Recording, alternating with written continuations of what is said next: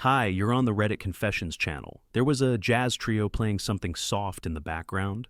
Candlelight danced off the half-empty wine glasses. She laughed, touched his wrist lightly, and tilted her head like she always did when she wanted attention. And then she noticed the small black box. She didn't see me place it there. No one did. I moved quietly, like a ghost that had already been buried and was just back to tie up one last detail. She froze mid-sentence. Her smile shattered. He glanced at her, then at the box, then back at her again. He leaned in, whispered something. She didn't hear him. Or maybe she did but couldn't respond. Her eyes were locked on the ring box like it had just crawled out of her past to ruin her future. And in a way, it had. Let me rewind, not too far. Just enough to explain how I ended up walking into Harper and Finch, the kind of restaurant you book weeks in advance for special occasions, only to ruin hers. 3 days earlier, I saw the text by accident. Her phone lit up on the dresser while she was brushing her teeth.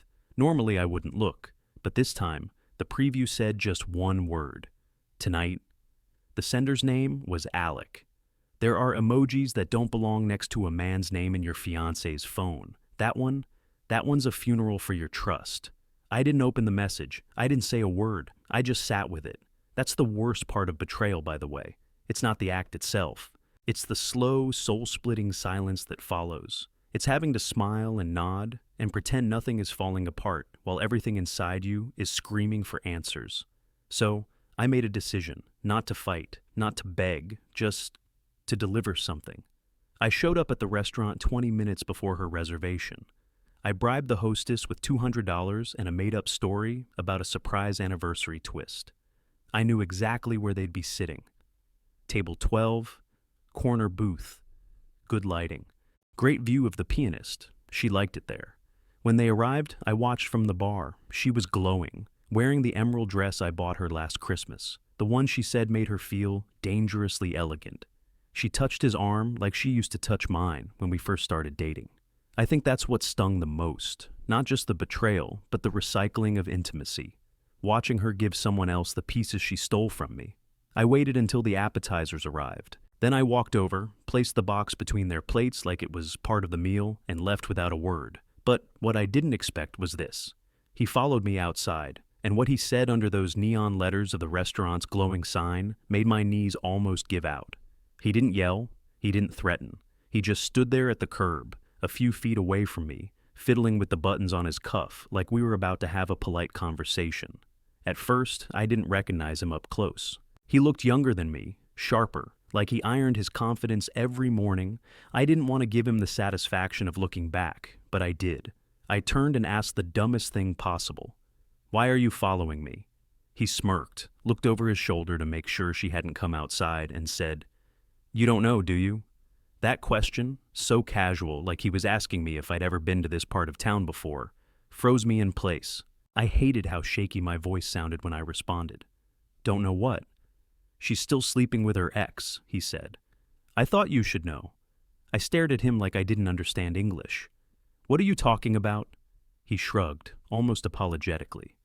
"I've been seeing her for 3 weeks. I didn't know about you, and I definitely didn't know about him. Not until she slipped up and said the wrong name one night. I actually felt the sidewalk tilt under my feet. "There's someone else?" He nodded. "Yeah, I'm not here to fight over her. I just wanted to see the guy who bought the ring, the one she talks about like he's this harmless, forgettable background character. You don't look harmless to me." His words stung more than I expected, maybe because I did feel like a background character. I had for months. The guy who did the dishes, the guy who waited for texts, the guy who made excuses for why her phone was always face down. "She said I was forgettable?" I asked quietly, barely managing to form the words. "She didn't use that word," he said, "but you know how it is. People say a lot when they think they're not being listened to." I wanted to punch him, not because he was rude. He wasn't. He was too calm, too composed, and somehow that made it worse. It felt like he was delivering a eulogy for a relationship I hadn't realized was already dead. Then he did something I never expected. He pulled something out of his coat pocket and held it out to me. It was a napkin, folded neatly. I didn't want to take it, but he pressed it into my hand anyway. "She wrote something on this when she went to the restroom," he said. "I don't think she meant for me to see it." I unfolded it, her handwriting, fast, messy, like she scribbled it in a panic. Don't say anything about Carter. He doesn't know Carter. The name I'd only ever seen once in an old Facebook comment. The ex she swore had moved away to Oregon. The one she blocked in front of me to prove she was done with him. Except she wasn't? I looked up, but the guy was already walking away, hands in his pockets, shoulders relaxed like he'd just returned a library book. No anger, no satisfaction, just someone who didn't want to be part of a three-person tragedy. I stood there for a long time, holding that napkin, holding the truth, holding the weight of a relationship that had clearly collapsed in more ways than one. And as people walked past me under the golden city lights, I realized something even more disturbing than betrayal. I wasn't even angry, I was just tired. And that night, I decided to find out the truth for myself, all of it. But what I discovered next would make betrayal look like mercy. I barely slept that night. My apartment felt like a museum of lies. Her cardigan was still draped over the couch. Her shampoo still lined up neatly in my shower, like nothing had changed. The ring box sat on the kitchen table like some cursed artifact. I thought about throwing it off my balcony, but I couldn't. Not yet. There was still something unfinished, and I could feel it, scratching at the back of my mind like a splinter you can't reach. The napkin sat on the counter, taunting me. Don't say anything about Carter. He doesn't know. That was the sentence that broke me, not because of what it said, but because of what it implied. There was a whole other layer to her deception, and I hadn't even started peeling it back. I opened my laptop, pulled up the shared Google Drive we'd been using for wedding planning. I hadn't looked at it in weeks, maybe months. The last file she'd uploaded was a table layout for the reception, titled Final Draft, No Changes Needed. Yeah, that aged well. But there was something else. A folder I hadn't noticed before, buried 3 layers deep in another directory labeled Venue Photos, hidden in plain sight. It was called Portland. My stomach twisted. I clicked it open. There were screenshots, messages, videos. At first, I didn't understand what I was looking at.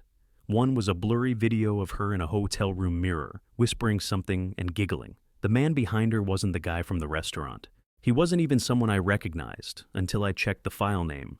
Carter_Wyndham_412.mp4. The dates were recent, less than 2 weeks ago. My fiancée had been in Portland. She told me it was for a client retreat. Her boss's name was Megan.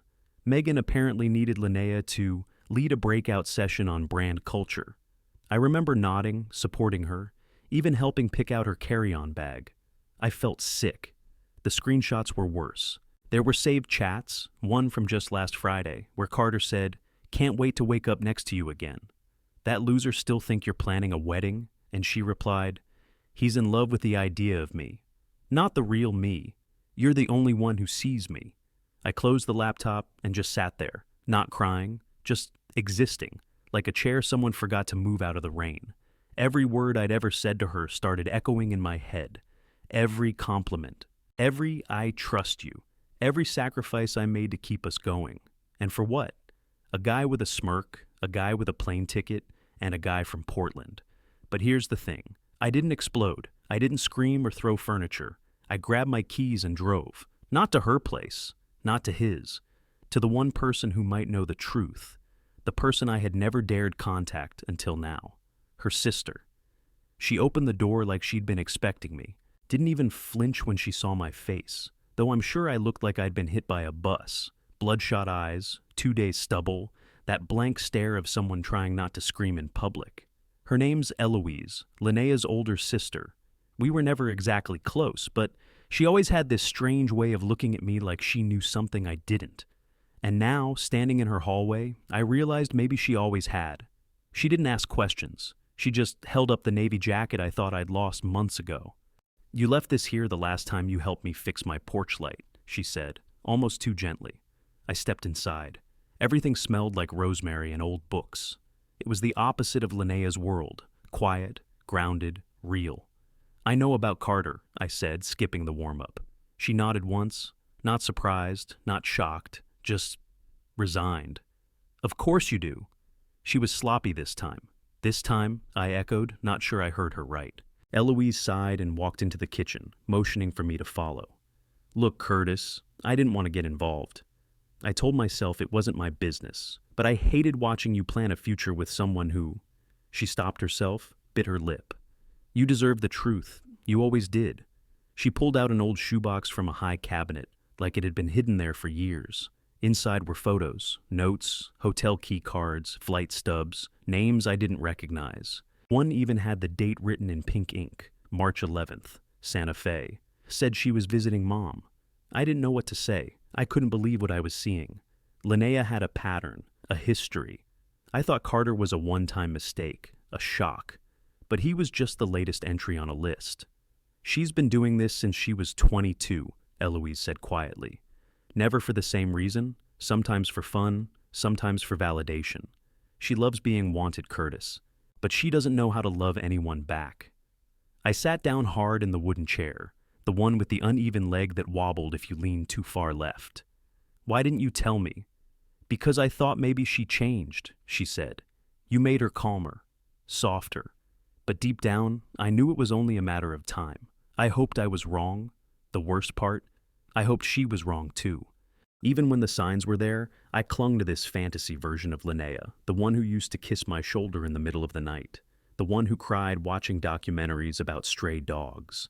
But that version didn't exist. Not anymore. Maybe never did.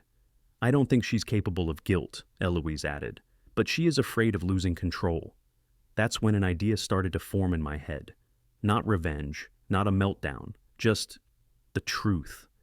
Laid bare, in a way she couldn't twist or run from. And I knew exactly when and where I'd do it, at our engagement party, the one she still planned to attend, with Carter. The venue was already paid for. Rustic lighting, polished floors, fake ivy along the ceiling beams. It was supposed to be the perfect setting for our engagement party. We'd put down the deposit 6 months ago, and Linnea had insisted we keep it even after postponing once, for work. Ironic now, considering what that work trip turned out to be. I was going to cancel everything, call the caterer, delete the guest list, just vanish quietly. But the shoebox from Eloise changed something in me. It wasn't rage, not even revenge. It was clarity. I realized she was never going to tell the truth unless someone forced her to sit with it. So, I kept the date. I texted her, "Let's keep Saturday. I want closure." She replied in under a minute, "Okay." I think that's mature of you, mature, right? Like throwing away years of loyalty for hotel rooms and strangers was mature. The morning of the party, I barely recognized myself in the mirror. I'd lost 6 pounds in a week, hadn't shaved, and my dress shirt felt loose in the shoulders. Still, I showed up early, set up everything myself. Guests began to arrive slowly. Her cousins, my co-workers, a couple of old friends who probably thought this was going to be a romantic turning point. I let them believe that. Then she walked in. She wore a cream-colored dress, elegant, expensive, and completely unbothered. On her arm, like a poorly kept secret, was Carter. The Carter. He looked bored already, flipping through his phone as she greeted people like nothing was wrong. I let the music play, let people get drinks, take photos. I made small talk, smiled when I needed to. She waved at me once across the room and mouthed, "Thank you." I nodded. She thought I was thanking her for showing up. She had no idea what was coming. At exactly 6:45, I stepped up to the microphone. The room quieted faster than I expected. I tapped the mic and forced a smile. "Thank you all for coming. I know you were expecting speeches about love and commitment and forever, but I'd like to offer something else instead. Honesty." She tilted her head slightly, still smiling, still playing the role. I continued. Relationships are built on trust, and lately I've been questioning what I thought I knew.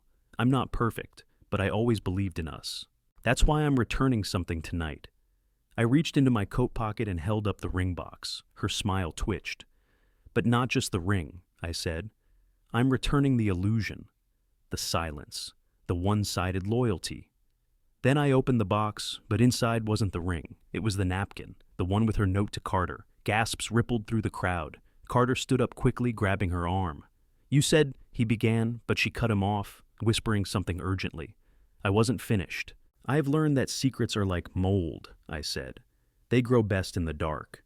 So let's shed some light. I reached under the podium and pulled out a folder, not just screenshots, full printed records, booked flights, photos, time-stamped calls. She had left a digital trail longer than our engagement. I placed it gently on the table in front of them. I don't need vengeance. I just need closure, I said. And then I walked out. But what happened after I left? That was something even I didn't expect. I was halfway to my car when the first text hit my phone. "We need to talk. Please don't do this like that." Then another, seconds later, "You don't understand everything." And a third, "Please pick up. I'm begging you." I didn't answer. Not because I didn't want to, but because I knew she wasn't texting me. She was texting the version of me she thought still existed. The one who would cave, ask if she was okay, tell her I was willing to talk it through. That man didn't survive the past 72 hours. I drove around for a while after leaving the party, not to go anywhere specific, just to think without being in a space we once shared. When I finally pulled into a diner on the edge of town, my phone rang. The caller ID didn't say Linnea. It said Eloise. I answered on the second ring. "She's having a meltdown," her sister said without skipping a beat. Carter left, took an Uber, and blocked her before they even pulled out of the parking lot. I sat there, staring out the windshield, letting the hum of the car fill the silence between us. Did she admit it? "Not at first," Eloise said, but when her aunt asked who Carter was and why he kept calling her the second choice, she cracked. "Blamed you, said you ambushed her. She's rewriting the whole night like she was a victim." "She's good at that," I muttered. "No, Curtis. She's desperate. There's a difference now. You cut off her oxygen." I rubbed my face trying to process what that meant. "Is she still there?" "No, she left 10 minutes ago. But here's the part you're not going to like." Eloise paused. "She's headed to your apartment." I laughed bitterly. "Of course she is." "She's not going there to apologize," Eloise added. "She's going to spin this. She's going to say you embarrassed her out of jealousy. That none of it was what it looked like. She's wasting her breath." "Maybe," Eloise said. "But Curtis, I've seen her talk her way out of worse." That was the first time I felt true panic. Not because I was scared of her words, but because I knew how convincing she could be when she played the broken, misunderstood soul. She was a master at finding cracks in your confidence and squeezing through. I thanked Eloise, hung up, and drove straight home. She was already inside when I got there. I don't even know how. Probably still had a spare key from before we broke things off. She was sitting on the edge of my couch, clutching the engagement ring box like it was her last bargaining chip. "You made a fool out of both of us tonight," she said, voice trembling, mascara smudged just enough to look tragic but not sloppy. "But we can fix this. We can tell people it was a miscommunication. Carter was never—" I cut her off. "Stop. You're not talking to someone who still believes in you." She flinched, just for a second, but I saw it. "I read the messages, Linnea. I saw the files. I spoke to people. I gave you the space to come clean, and you filled it with lies." "I panicked," she said.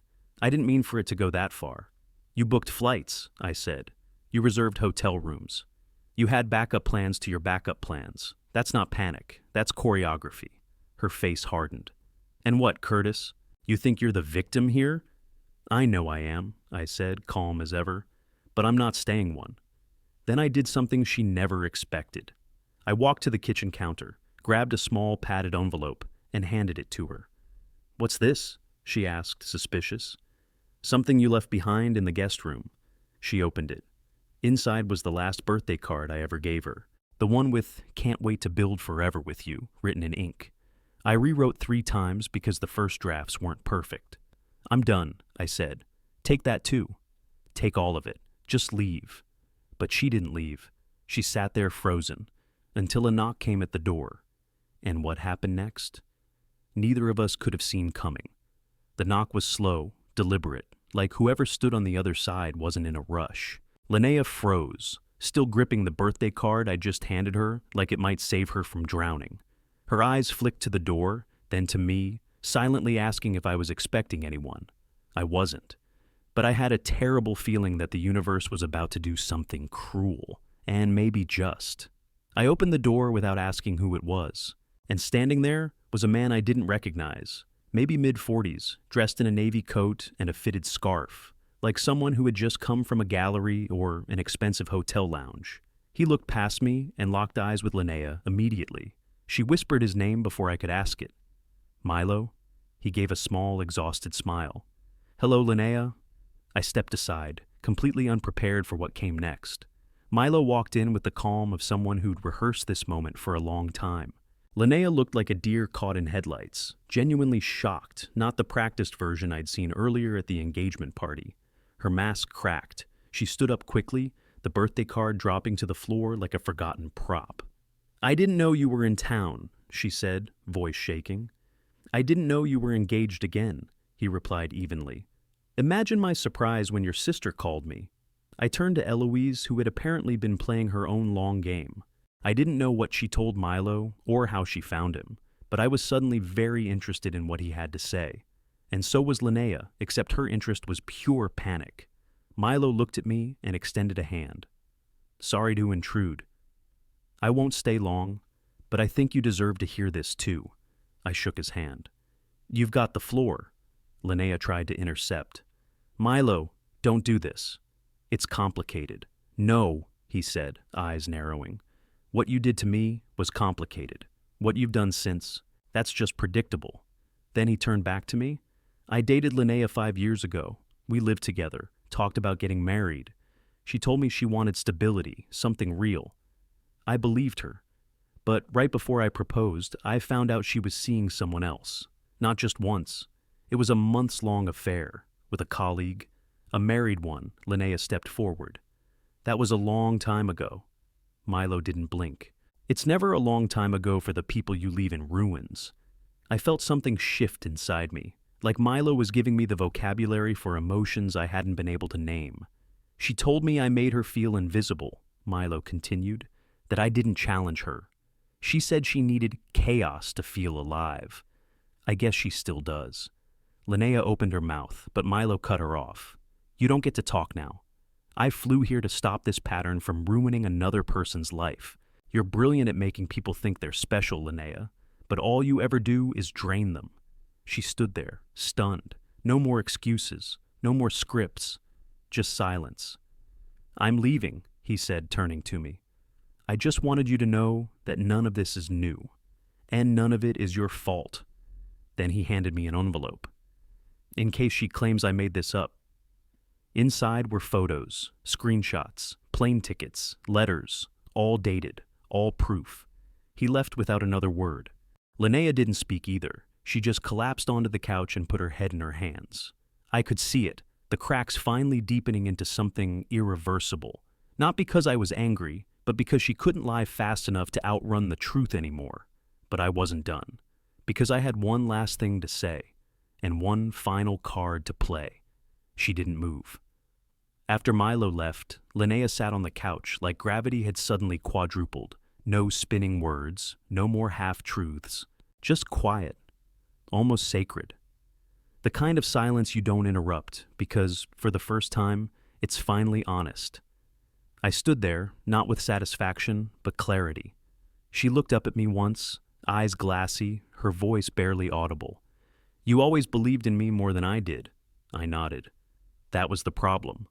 There was no victory in her collapse, no joy in her unraveling, but there was relief, in knowing I no longer had to carry the weight of someone else's dishonesty like it was my burden to fix. She asked if we could talk someday. I told her maybe, but not now, and probably not ever.